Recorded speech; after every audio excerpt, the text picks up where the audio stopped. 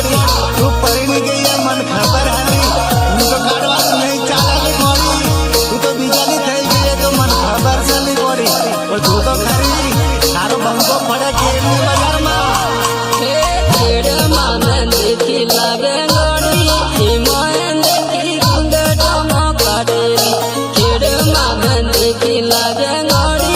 हिमायन देखी घूंघट में काटेली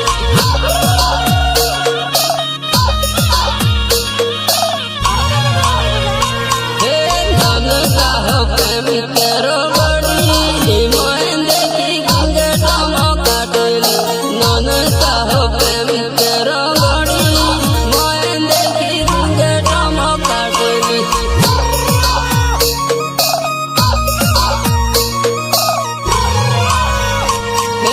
तार मार केवी माया गोरी हिमायन देखी घूंघट में काटेली तार मार केवी माया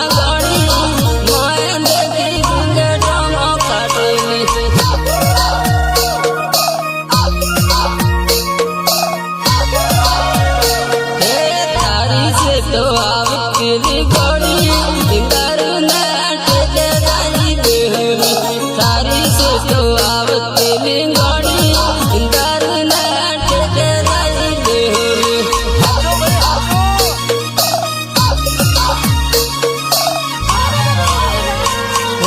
से तो आवे गोरी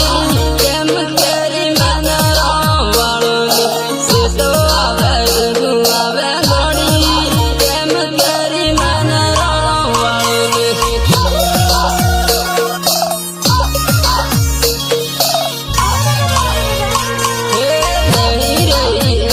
तोली गोरी केम करी मन वालोनी नहीं रही एक तोली गोरी केम करी मन वालोनी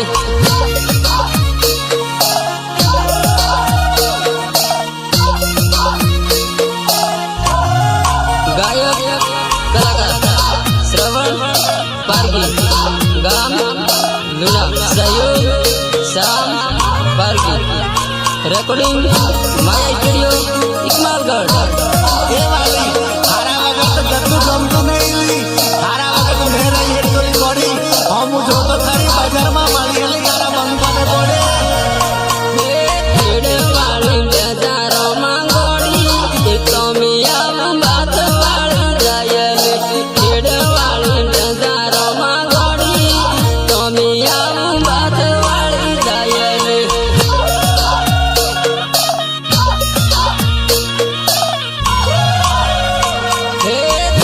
तीन कारण लिंगोनी हिमायन देखी घूंघट में काटेली तीन कारण लिंगोनी हिमायन देखी घूंघट में काटेली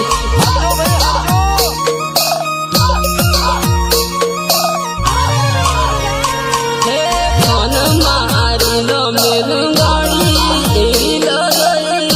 मोदा देली फोन मारी लो मिलू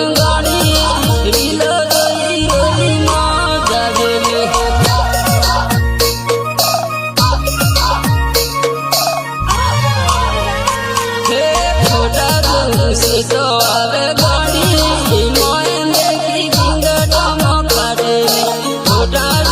से तो आवे गोरी हिमायन देखी घूंघट में काटेली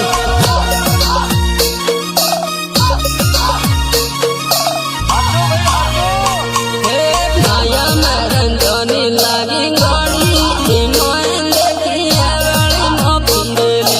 माया मरन जोनी लागी गोरी हिमायन देखी आगली में पिंडेली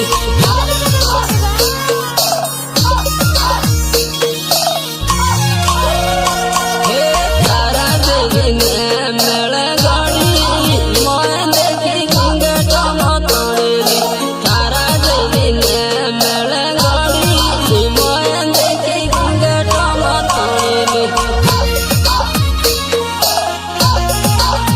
गायक कलाकार श्रवण पारगी गाम लुना सहयोग श्याम पारगी रिकॉर्डिंग माया